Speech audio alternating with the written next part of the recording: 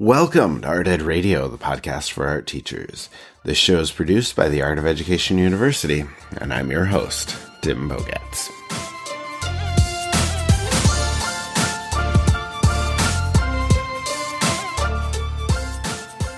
I am really excited to welcome a new guest onto the show today, and I think you're going to enjoy hearing from him. Nick Gehl is one of AOEU's newest writers, and he has a really unique perspective that he brings as both an art teacher and an administrator.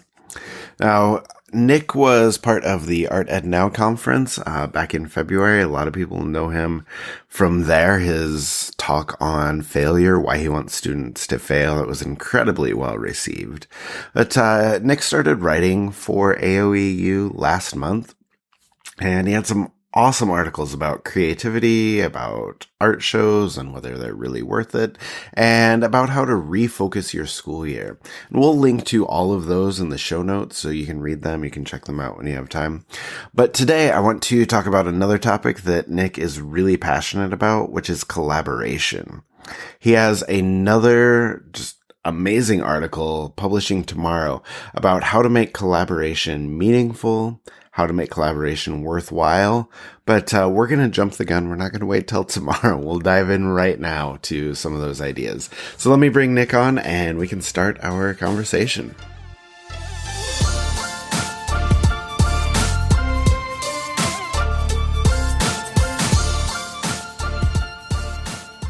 All right, and Nick Gehl is joining me now. Nick, how are you today? I'm good. How are you, Tim? I'm doing really well. I am excited to talk to you. And I guess to start with, I would love for you to just kind of introduce yourself to everybody who's listening to this. I know a few people know about you from the Art Ed Now conference back in February, but can you tell us about you, your job, your interests, and I guess, just some of the things that you're going to be writing about for the Art of Ed?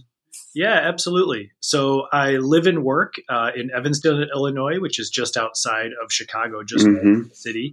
And here at the school, I work at a high school, 9 through 12. We're about 3,300 students, so a pretty large school. And I have the opportunity to be the department chair of fine arts. So I actually oversee all of the art, music, theater, and some dance programs. And with art specifically, I get to work with 7 great full-time art teachers. So awesome. I know that's really rare, but it's very special at the same time. My interests, specific to the professional world, I'm really into art education, obviously, but also like leadership and organizational culture. So I can geek out and think about how people in schools operate. Looking at the work of people like Adam Grant or Steve Magnus and Brad Stolberg. And I think my role also kind of gives me a different perspective on the art classroom. Getting to work with 7 teachers helps me see a different side of things, and hopefully my articles will showcase some of those perspectives. I'll probably be writing a lot about the art teaching experience, working in schools, and advocacy and, teacher practices related to curriculum, instruction, assessment, kind of running the gamut from that perspective. Yeah, that's really cool. I think that gives us a lot to look forward to, and I think that's a unique perspective. Like you said, you're talking to a lot of different art teachers and overseeing a lot. So, just sort of more of a breadth of experience that you can bring. So I think that'll be really good. Now, I know we're going to talk about collaboration today. You have an article coming out that we need to chat about. But before we get into that, I wanted to ask you about the creativity routine that you wrote about last month. It was so popular. Like, people really responded to the ideas that you brought forth in that article. A lot of teachers started to bring it into their classroom. So for maybe people that have missed it or want to go back to it, can you give us just a quick overview of the idea of the creativity routine and maybe a couple suggestions on how people can bring that into their own classroom? Yeah, absolutely. And it's certainly exciting to hear that people kind of engaged with the idea. For me, I'm a huge advocate for process over product. And, right. One of my mantras is that the arts classes in schools are not to develop future artists, but rather to develop future, kind of workers and creative people, regardless of what field they go into. And Mm-hmm. so for me, helping to develop students' ability to be creative and that skill set is really, at the core of why we have arts in schools. And I think that's why I think everybody should take an art class, is to build those experiences. And so that's really where kind of the creative routine came from. I started recognizing in my own classroom several years ago that students were kind of working on a cycle where they would come up with an idea, they'd work on something, and then they'd be working on that project for maybe 2 weeks at a time. And so that ability to be creative just wasn't happening as consistently as I wanted. And so developing a routine so that once a week, even if it was only for a couple minutes, students were doing some type of creative activity. And again, really just focusing on that process of exercising the brain in that way more than what they were actually creating. So it ranged from activities to questions, sometimes working together, anything like that, just to get the mind thinking differently. Again, Mm-hmm. only for a couple minutes. And so what I would offer to anybody wanting to start this in their own classroom is, number one, think about consistency. I think like anything, when we start something that disrupts our own routine and the routine that our students are accustomed to, there's that natural kind of awkwardness or discomfort because we're doing something different. And I think what I found over time is that students actually started looking forward to it. And when you name it as something, I did Creative Wednesdays, but Creative Corner, whatever it is, students can then name it as well, and they know what to expect. So consistency, I think, is key to keeping it sustainable over time, Mm-hmm. which brings me to the second point about really focusing on what's manageable. We all work in different structures. Some people have block classes, or you're in another teacher's classroom. And so to keep it sustainable, I think you want to think about what's manageable with materials and with time. And number three, being about process and product, recognizing that it's not really about what they're creating or making, but how they're doing it. And so even a scrap piece of paper and a pencil can go a long way. So thinking about what's manageable with the room that you're in and what the materials you have available to you, like, that's okay, because again, the goal is just to get them thinking. Yeah, and I think that's good. I like the idea of, just simplifying it as much as possible for teachers, just consistent, whatever materials you have on hand. It doesn't need to be a huge effort. And, I think that helps people kind of get into the idea and hopefully kind of implement the idea. But as I said, we need to talk about collaboration. And I guess I'd like to start with just kind of a big picture overview. And I guess my concern, I think a lot of teachers' concern, is that collaboration, it's never easy. Like, in fact, it can be really, really difficult to find the time to put the effort in. So let me just ask you, like I said, big picture eyes, like, why do you think collaboration is still worth pursuing? Like, what about it makes it so worthwhile for teachers, for our students? Yeah, I think, just real quick, I also want to say, I think many schools, the structure of schools aren't always set up to collaborate. True. And I think that's important to recognize, because I think there can sometimes be a lot of guilt with teachers, as like, well, why am I not doing more? And whether that's collaborating with the community or with the school. And one of the teachers that I get to work with kind of reminded me of that one time. Hey, it's tough when we're not really set up to do that with our bell schedule, Mm-hmm. and how short our class periods are. So I do want to just kind of recognize the structural challenges that teachers go through, even outside of themselves, with collaborating. But back to your question, I think overall, whenever we collaborate, it really helps build connections for the students. I think similar to real life, in our adult life, subject areas aren't really broken down by class periods and a bell schedule, or Mm-hmm. isolated to a specific period in time. Mm-hmm. All of those are kind of woven together. And in order to be successful, you need to be able to navigate all of those things. And so I think, collaborating is worth pursuing to help show students how certain content areas can connect to one another, and how the skills that you use in the art room transfer to other aspects, whether it be academic or, social, personal, whatever. I think secondly, I'm a big fan of collaboration because I always get really excited about the unique experiences that it provides students and staff. Sometimes when you create something that's a one of a kind experience, you're able to take that with you. That's something they look back on and remember. Those can be used as hooks in engaging students into the arts, because often it creates this special moment in time where you did something that was bigger than you. And I think anytime that happens, it holds a special meaning with us, when you work towards something that's bigger than yourself.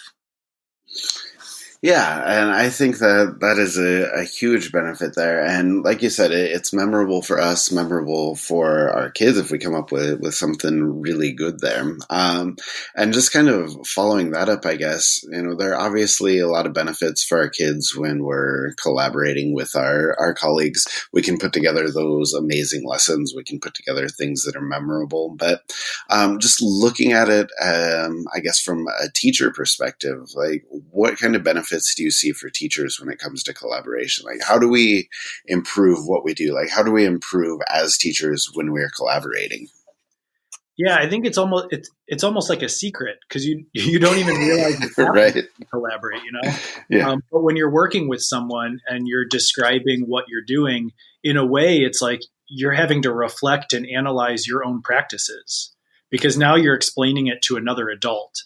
And that other adult might ask questions, they might give suggestions, and you're having to think through really the why behind your responsibilities of the collaboration.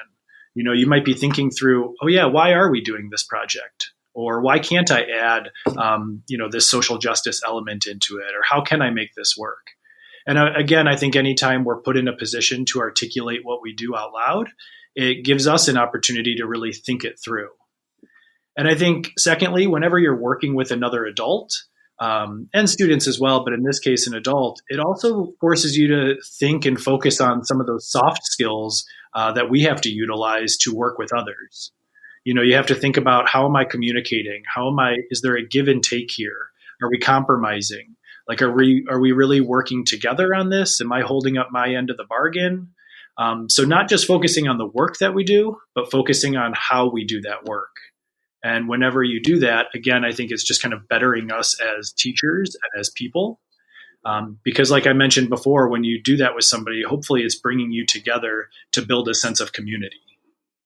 Yeah, that's really good. And I kind of want to get back to that idea of community here in just a second. But I was just going to say, I think that reflective piece is so important. We talk about that all the time on the podcast here. Like, if we want to improve what we're doing, if we want to improve as a teacher, we need to reflect on what we're doing. And I think your advice as far as approaching collaboration, with an open mind and spending some time, reflecting on the hows and the whys is really beneficial. So I appreciate that. But getting back to that idea of kind of building community, I want to talk specifically about a section in your article where you talk about a few different colleagues that it can be good to collaborate with. And, obviously we have the obvious answers. We have the art teachers. We always seem to match up well with music and theater. Okay, math and science have those natural connections. But you also talk about collaborating with your custodian, your librarian, your tech team. And so I guess my question for you is, like, why do you think we should expand or why do we need to expand our conceptions of who we should be collaborating with and how that collaboration should look? I think overall, and it sounds so simple, but really because everybody can benefit from each other. We all bring something to the table. And I think when we communicate and ask questions, it can actually be mutually beneficial. When we open that conversation up, I can help you and you can help me. And thus we're helping the students. Mm-hmm. And from my perspective, I also think that, art is really one piece of the larger school, and not to sound cliche, but, together we make that big picture. Yeah. And so bringing people together, regardless of roles, and working together, I believe helps improve the culture of the school. And that helps all of us, both students and staff. I also wanted to mention some of those roles because I think, schools are really starting to broaden their staff. Who you collaborate with looks a lot different now than it did 15 years ago. Specifically, I think technology departments have really blown up over the last 15 years. I mean, we're thankful here at my high school where we have somebody whose job is to support teachers using technology with instructional purposes. And so just trying to remember that, we have some of these unique roles in the building, and sometimes it's actually their job to collaborate with you. Mm-hmm. So it doesn't always even require more work because that's what they're intended to do. And those positions also, I think, allow for a lot more flexibility. So when I mentioned earlier that sometimes the structures can prevent collaboration, this is often a group of people who don't operate on a bell schedule, don't have specific classes they have to teach at times, and thus they can work around your schedule. And so a lot of those barriers, those structural barriers, I think are minimized, which makes the collaboration a little easier and more sustainable. Yeah. Okay. So let me ask you about that, the sustainability part of things, because another thing that you wrote about in your article is about how collaborations get better over time, or maybe how like it may not go right the first time, but eventually you'll get there. It may take a few times, but you're going to get it right. So I think a lot of times as teachers, we're kind of guilty of assuming that collaboration is going to be, just one lesson or just one project. And we don't have the mindset, like we don't necessarily think of it in terms of an ongoing process. So as far as sustainability, do you think we need to change our thinking there? And I guess as another part of that, hopefully I'm not asking you too much here, but, like how do things improve when we are collaborating on a regular schedule, when we are getting together repeatedly? How does that help us? Yeah, this is a really great question, I think. I think we often also think of collaboration as like a really big thing, and Mm-hmm. it requires a lot of investment, and there needs to be some result at the end. And that's certainly one form of collaboration. But similarly, I think anytime we're discussing with a colleague or sharing ideas, we're collaborating there too. Mm-hmm. It might not look the same or have the same shiny result, but it's still the idea of articulating and working together and communicating to have a solution. And so I think you're right. I think we do need to shift our thinking in some ways. I think thinking about how, again, we can all collaborate. It just might look different based on our own day to day. And, in terms of improving over time, and if we're consistently collaborating, I think it's giving us more cycles through the process of what I talked about earlier, where you're analyzing and reflecting on what you do, and you're analyzing and reflecting on how you do it. And when you collaborate more consistently, you go through that cycle more often, which I think is going to help you evolve as a teacher and a person, and thus improve at a quicker rate.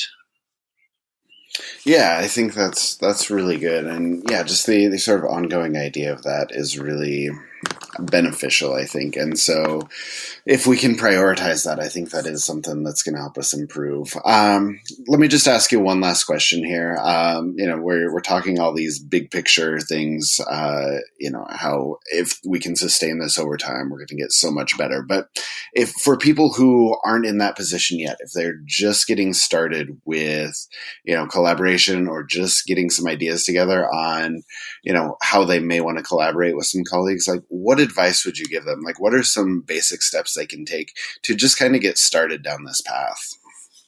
I think the first thing is plan for time. Mm-hmm. Set yourself as you're looking at your lesson plans for the year or the calendar. You might not know what you're going to do yet or who you're going to do it with, but I think save those dates, block off those 2 weeks, and say, I don't know what this is going to look like yet, but I know I want to collaborate with someone because I want to show students how art can make a connection to something else. And I think when you block that off or you hold yourself accountable to that time, it serves as a little bit of a motivational goal to then kind of fill in the gaps. But time is so finite. And I think often when we get the ball rolling with our schools and then we come across a great idea, if we haven't allocated that time, it's tough to fit it in, both mentally, I think, and logistically. Right. So I would recommend blocking off those 2 weeks or saying, okay, project number 2 is going to be collaborative.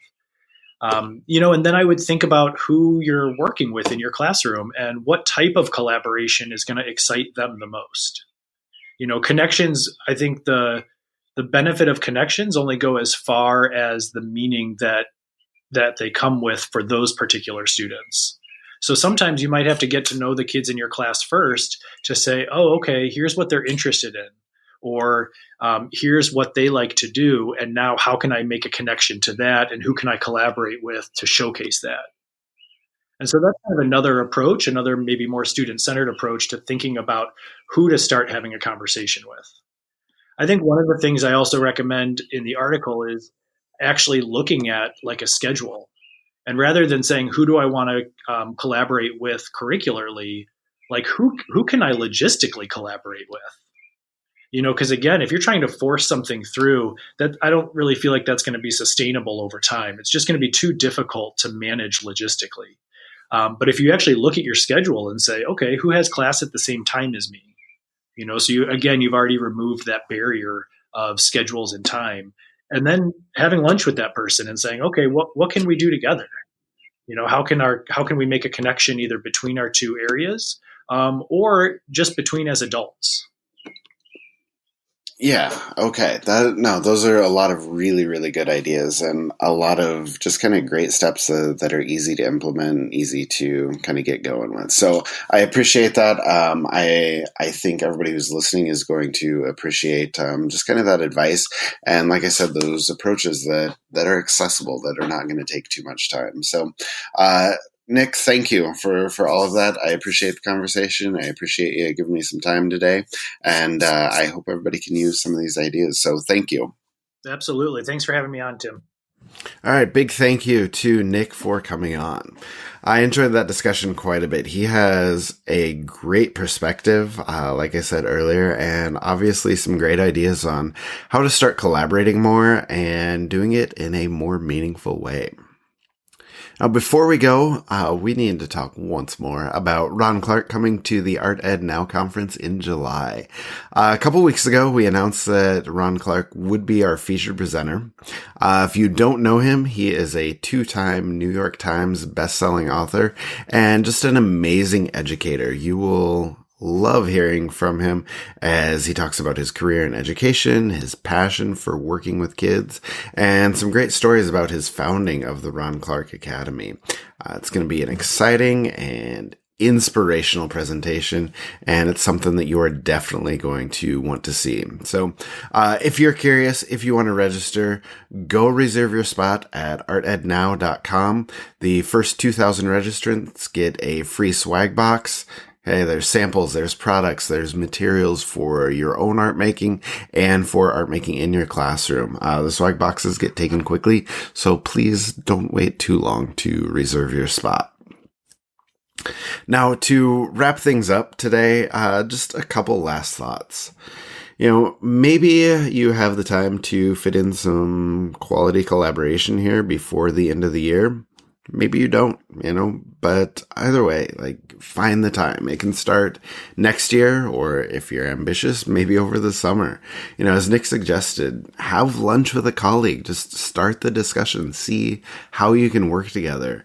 Your kids will enjoy it. Your kids will benefit from it, as will you, as will your colleagues or whoever else you're collaborating with.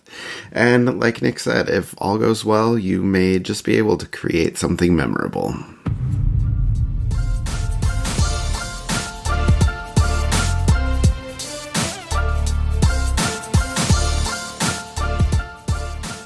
Art Ed Radio is produced by the Art of Education University with audio engineering from Michael Crocker. Thank you for listening as always. We are hoping to be back next week with a new announcement from some old friends. So we'll talk to you then.